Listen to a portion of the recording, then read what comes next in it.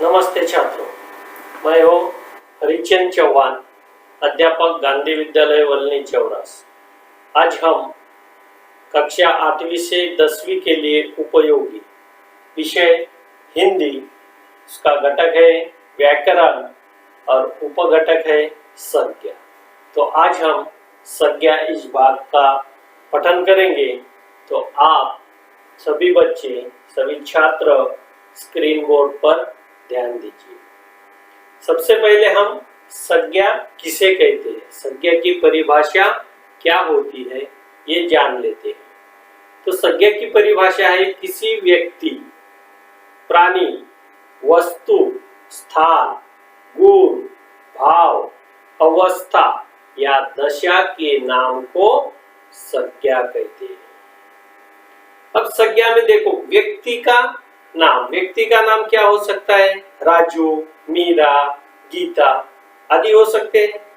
प्राणियों के, जिसको हम मनुष्य, पशु, पक्षी, गाय, घोड़ा आदि नाम से जानते हैं।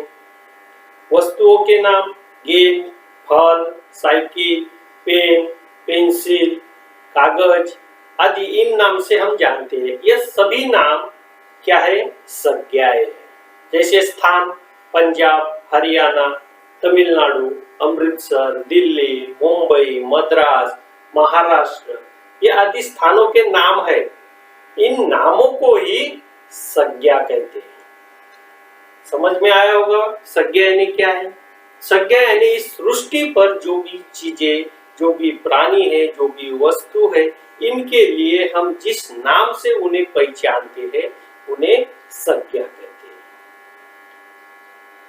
तो आगे देखते हैं संज्ञा के भेद यानी प्रकार। संज्ञा के कुल 5 भेद है, मतलब 5 प्रकार है।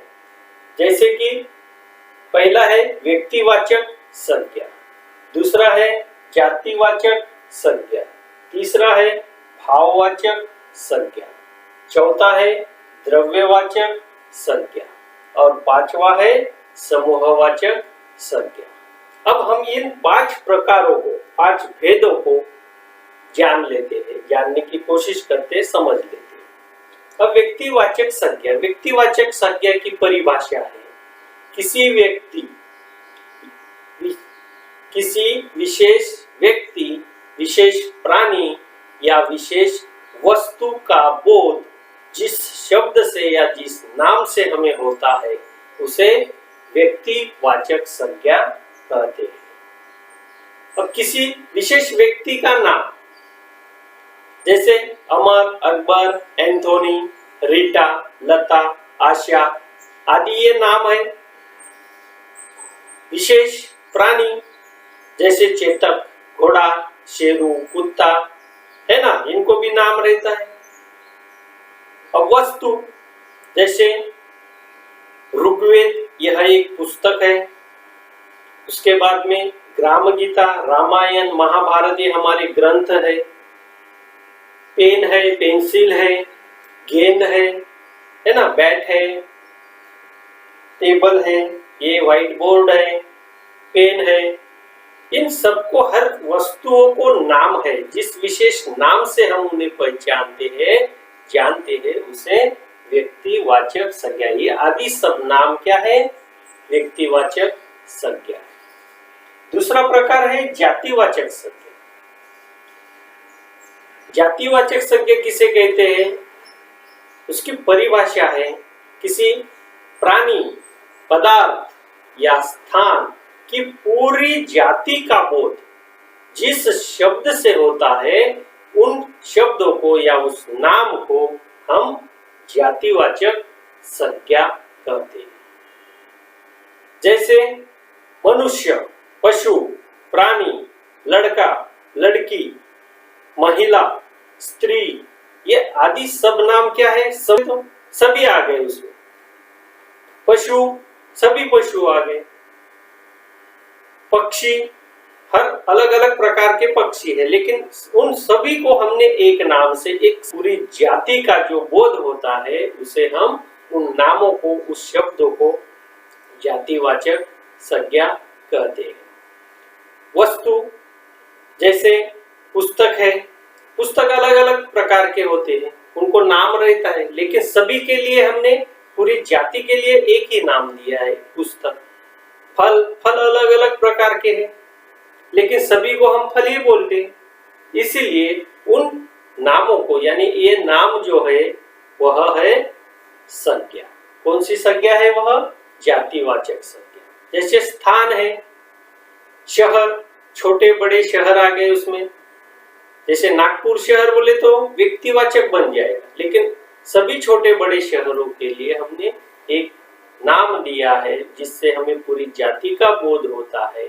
उन सभी शब्दों को, जैसे कि शहर, गांव, नदी, पहाड़ आदि को हम जातिवाचक संज्ञा ही कहते हैं। तीसरा प्रकार है भाववाचक संज्ञा। भाववाचक संज्ञा की परिभाषा है किसी प्राणी या वस्तु के गुण, दोष या भाव या दशा का बोध जिस शब्द से होता है, उस शब्द को या उस नाम को हम भाववाचक संज्ञा कहते हैं। जैसे कि नेतृत्व, यह क्या है? गुण है। अच्छाई, बुराई, यह गुण है। बुढ़ापा, यह दशा है। बचपना दशा है। धैर्य, शांति, यह एक भी गुण है।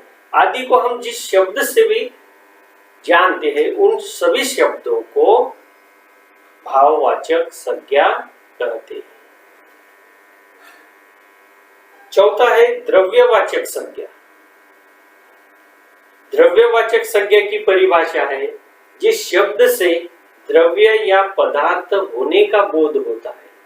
द्रव्य या पदार्थ का बोध होता है, उन शब्दों को या उन नामों को हम द्रव्यवाचक संज्ञा कहते हैं। जैसे कि द्रव्यवाचक में द्रव्य का भी, धातु और पदार्थ, इन तीनों का भी समावेश होता है। द्रव्य में दूध, पानी, तेल, शक्कर, घी, नमक आदि, ये सब क्या है? संज्ञा है। धातु, सोना, चांदी, पीतल, लोहा, ये आदि सब क्या है? द्रव्यवाचक संज्ञा है। पदार्थ, गेहूं, चावल, रोटी आदि जो भी पदार्थ है, उन जिस नाम से हम, जिस शब्द से उन्हें जानते हैं, उन सभी शब्दों को द्रव्यवाचक संज्ञा कहते हैं।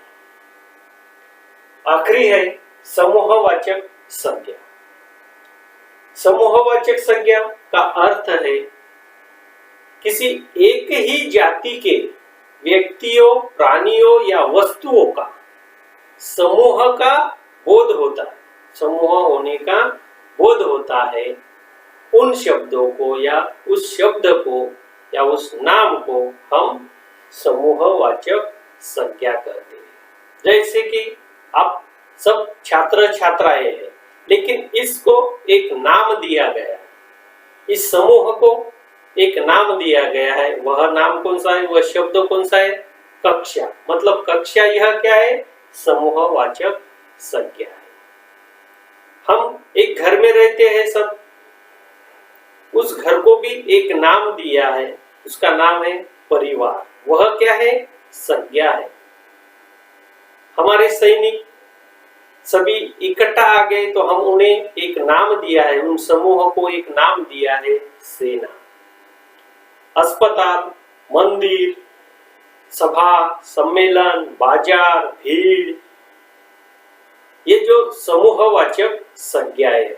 जैसे कि एक चाबी है तो हम एक ही बोलेंगे, लेकिन बहुत सारी चाबियों को एक जगह बांध दिया तो उनको एक अलग से नाम है उस समूह को, तो उस समूह को हम बोलते हैं चाबी का गुच्छा।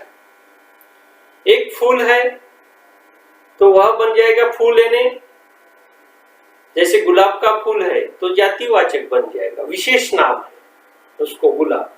लेकिन अलग अलग प्रकार के फूल इकट्ठा अगर बांध दिए तो उसको हम फुली बोलते हैं क्या? नहीं बोलते। उन सभी समूहों के लिए हमने एक नाम से उसे जानते हैं, उसका वो है पुष्प गुच्छ। मतलब गुच्छ यह क्या हो गया? समूहवाचक संज्ञा।